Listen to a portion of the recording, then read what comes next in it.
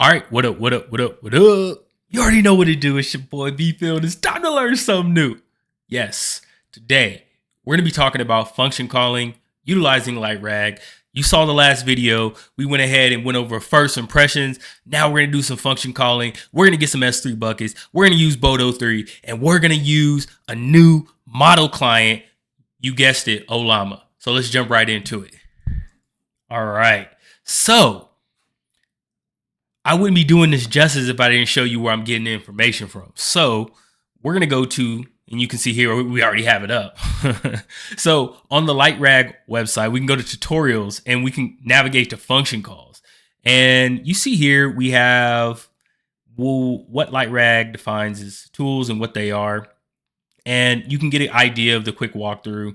So basically what's happening is they've given you a data class that is a function. And what it's going to do is it's going to have some fields, as you can see here, arguments, and the name of the actual function. They've also exposed a very helpful component, which is a tool manager, which we're going to look at that today too. So you can see here, it's actually core, and it's a tool manager, and it takes in functions, which this is a list of actual Python functions. So in essence, what it's going to do for us is going to allow us to go ahead and get a list of functions, send those into the LLM, allow the LLM to decide which function it should call. It's going to send us back the parameters to call that function, and then we're going to go ahead and utilize the tool manager to call that function inside of our environment. And then that's pretty much going to be it, y'all. So for whatever reason, it sounds pretty crazy, and I'm echoing a little bit. All right, don't mind that. Cut that out, B-Phil. So let's just go ahead and jump right into the code. All right, so let's start from the top here. So we went ahead and imported a smorgasbord of different packages here. So you see we have a JSON parser, we have the actual generator, we have a component. This is going to allow us to create a custom component to do exactly what we wanted to do. We've imported the Ollama client and the Anthropic API client. And what I really want to show you here, so just so you know, this Ollama client isn't in the library just yet. So more on that later on. But basically, if you're following this, you're just going to want to use the Anthropic API client for now. Next, we're going to import tool manager. Then we we import some types, right? The function and generator output. We're going to import the sequential container to be able to run our components in a sequence. Next, we're going to import the data class from the core library of LightRAG, and then the data classes from the Python library. And then, of course, some date time just to do some additional filtering. So first, what we're going to do is define buckets. And this is going to be a data class that is going to be a list of strings. And these are just going to be the buckets that we get back from the S3 API call. Next, we're going to define the functions. So get S3 buckets, which is going to return a dictionary. And this is standard based on Bodo 3. So if we go to Bodo 3 and we look up S3, we go list buckets. You can see here, it tells you everything you need to know. So we're going to go ahead and call list buckets on this client. It's going to give us a dictionary, and it's going to give us a list of buckets here. And that's going to contain a name and a creation date. So we're not accounting for all of that in our data class, but we're just going to pass that into a string and let the LLM sort it all out for us because, lazy people, right? So this next one is going to get the bucket size. This is for a later experiment for React agent that I'm going to put together, and we'll talk about that in an upcoming video as well. Then we have the list objects function, and this is going to go ahead and list the objects in a particular bucket. So then what we can do is we can say, list all the objects in a very specific bucket, and then it'll call that function and list those objects. Great. And we're trying to make this flexible. So this initial iteration here, we're going to comment out some of these things. And we're not going to use these as they're 100% intended. We're just going to go ahead and return the func. What we actually want to do is comment that out. So in this function, just so you're aware of what this call is doing, first, we're going to go ahead and call the generator, and we're going to pass in the input, which is just going to be an input string. And this input string here is get the buckets in the account. Now, we'll show you a secondary one where it'll call the function for listing the objects inside of the bucket, but this is the first pass. So let's just talk through this first. So we've implemented that. And we're going to go ahead and utilize the function data class that's provided by LightRAG. And we're going to go ahead and parse the output of that function call that the LLM is going to give back to us. And then we're going to execute that. So we're actually going to run get list buckets or get S3 buckets or list objects. So we'll see what that looks like. And actually, so you can have a better idea, so we're going to print the output.data here. And then we're going to go ahead and print the function output. And this is dot output here. So we're going to go ahead and return that as well. And this is just very standard base level. We'll come back and uncomment these and talk through those next. Next, what I've defined is a synth component. So what's going to happen is it's going to send that information onto a component that is going to take that as an input to a string, and input as a string. And then it's just going to synthesize the answer, right? So it's going to clean it up so that it looks palatable or nice to us as opposed to just a dictionary. So let's go ahead and check this out. So we're just going to run this one first, this S3 tools. And it's going to get our function call. It's going to get this output. It's going to return the output from the function call. And you're going to see it's kind of messy. So first and foremost, we're going to go ahead and use an Ollama client. And we're going to use the intern LM2 just so you understand what this is. If we go to Ollama here, we can go to their models. And this is a relatively new model that they've allowed you to implement. It's also on Hugging Face. So we'll just go to the Hugging Face implementation. And you can see it's hot right now. It's an open source 7 billion parameter base model and chat model tailored for practical scenarios. Has the following characteristics: has outstanding reasoning capability, has a 1 million context window. So very large inputs. And it has strong tool use, which is one of the main reasons why I'm using it here. And of course, you can go ahead and see their benchmarks and some of these other things, but I just want to give you an overview of what this actually is. All right, so we're going to use that model. We've also specified the KW-args for Anthropic's model. We're going to use that in just a moment. Let's go ahead and run this first, though. So we're going to clear this for you, and then we're going to run this. So now it's running with our local model. It's going to have to spin up, of course, the Ollama client.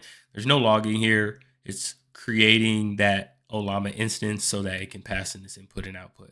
If you've never used Ollama before, I highly recommend it. So you can see here, this is actually the function call that we got back from the LLM. And you can see get S3 bucket. So it's the name of the function we want to call.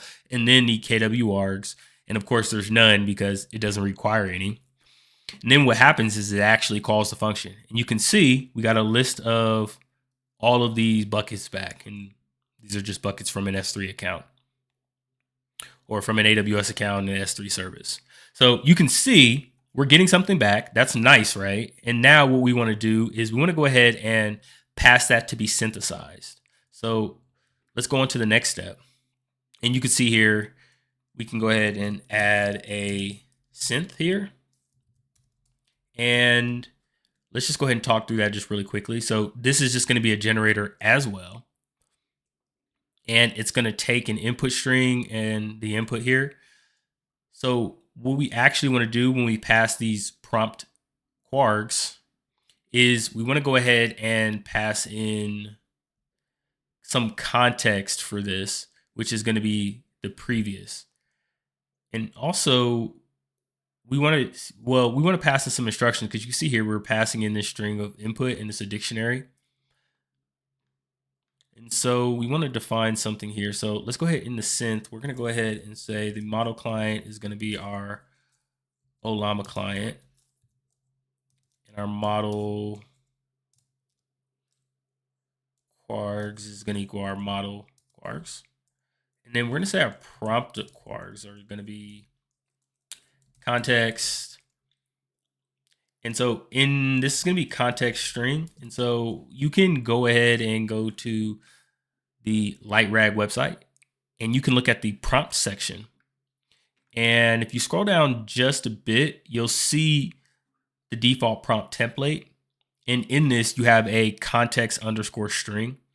And right now, what we're going to do is we're going to pass in context. And it's just going to be a very simple query, because we're passing the input from the previous call, which was the list S3 buckets.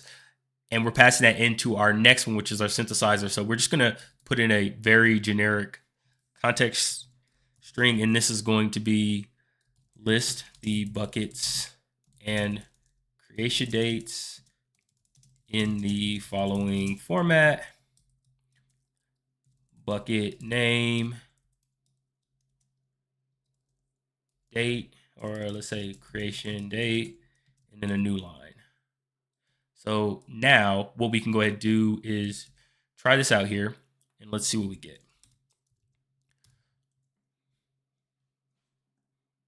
So it returns that. It's going to put this into a string, and then let's see how we output that in our next call.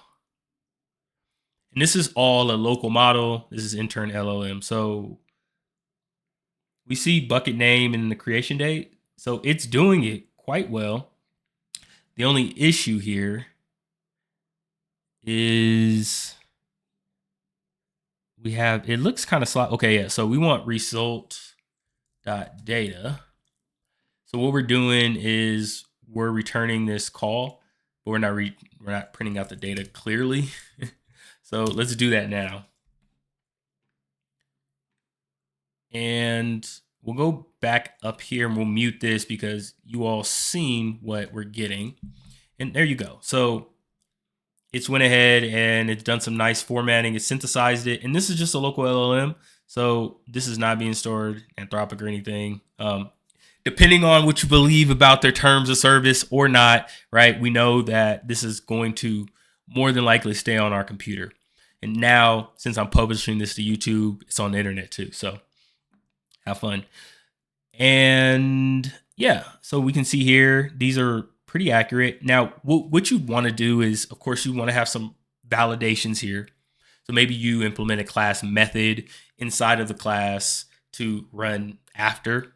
So after we would go ahead and parse out the object from the LLM, then we run a method to go ahead and filter the output somehow, some way, or validate it. And then maybe if it comes back false, we do some retries.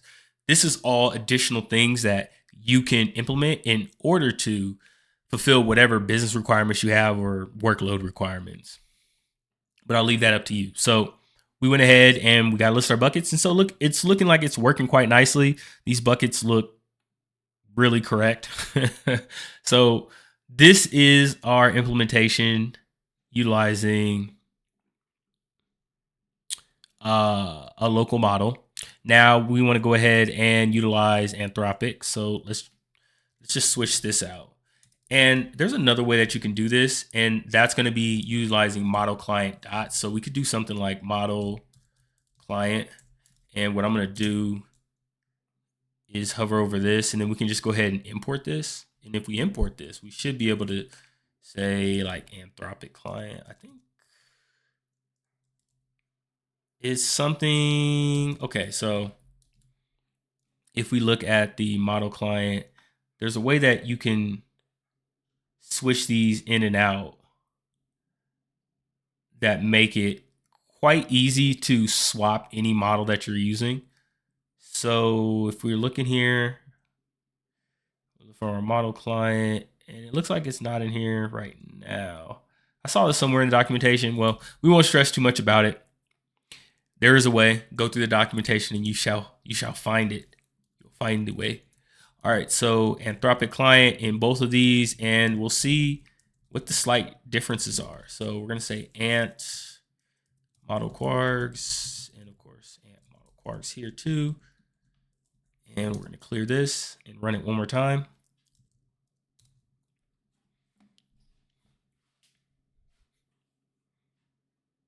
And that ran really fast.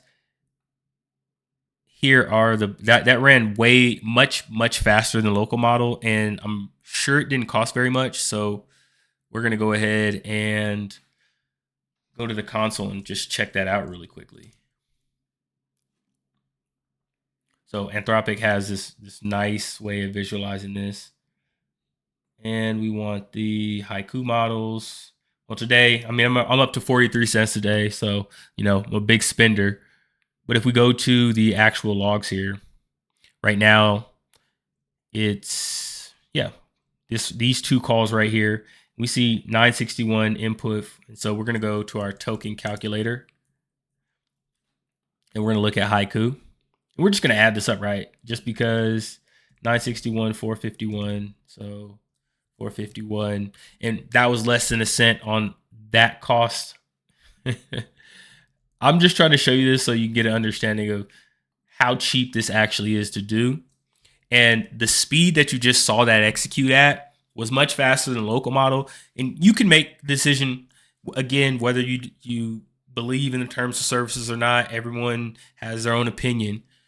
But it's undebatable and undeniable. The speed of that just on a local model versus in the cloud model is much faster, and it's extremely cheap. It's less than a penny. So you can make the decision on what you want to actually use. So we're going to go back to the code here. And as promised, what we're going to do next is we're going to utilize just the output parser here all in one single go. So first and foremost, let's go ahead and uncomment that. Then we'll uncomment this, or maybe it was like this. So this is why maybe you want to have the hashtag comment. So now what we do is we have two parsers in here, and this is just trying to make each call cost efficient or more efficient. So we get the big call, and then we go ahead and filter the names, or rather extract the names from the function output. And then we're going to pass that on to our next call, which effectively, so we see here, this is a filter. This is the secondary generator, and you could see it's the list parser that I was telling you about. And we're doing this inside the same component. So then we just self-contain everything just in here. So what we're doing here is go ahead and filter it down. Then we define some generator output. This is going to be our structured list. We're going to use the buckets class to get the output of the buckets, right? So it's going to be a list of strings. And then we're going to go ahead and output that.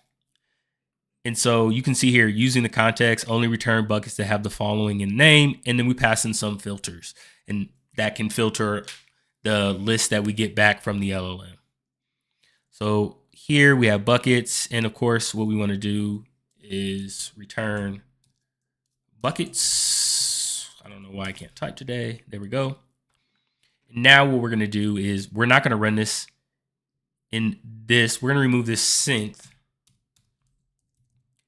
And we see here, get the buckets in the account. And then we pass the secondary filter in. So BP data or dev or econ or prod or labeled. And let's see how our local model does. So we're just going to go ahead and switch this out. And we're going to run this.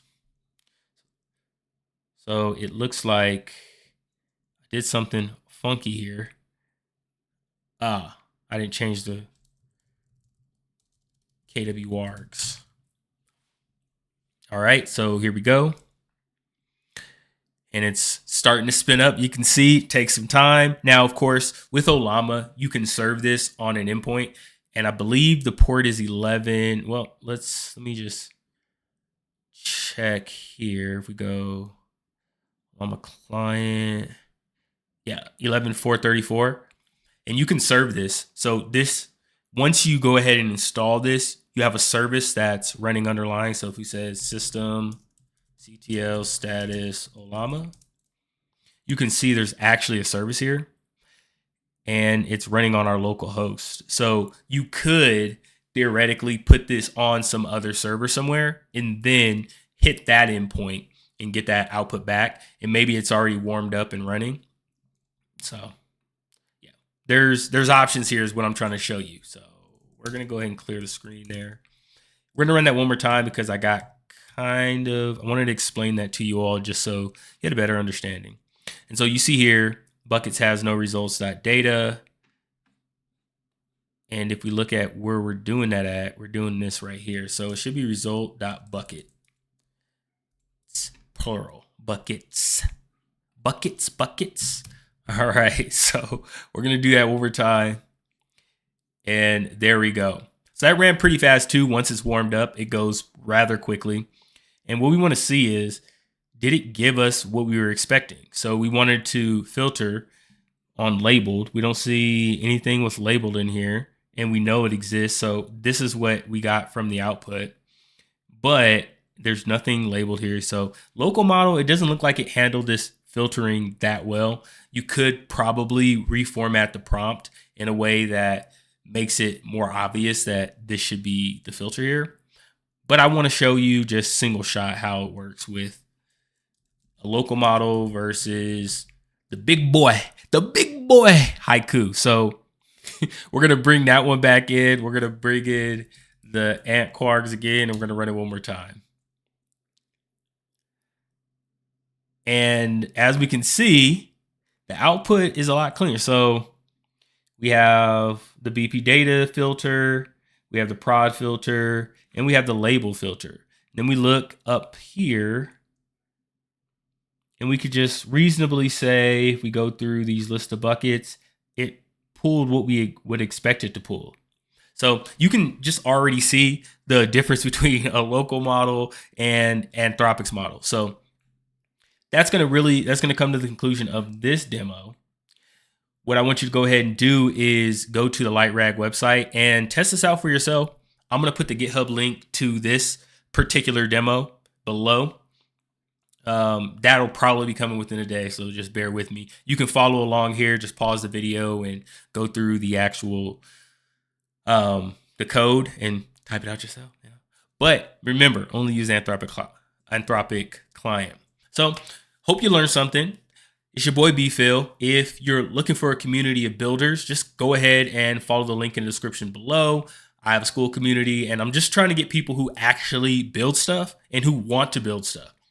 If that's not you, don't worry. There's another link. If you need some tech consulting, go ahead and hit my Calendly, and I'll go ahead and work with you, and we can implement whatever use case is. Other than that, hit the like button if you liked it or if you disliked it. Hit the subscribe button if you want to see more videos like this, and hit the comments to let me know what I can do better to help you out. So it's your boy B-Phil. I'm out. Peace.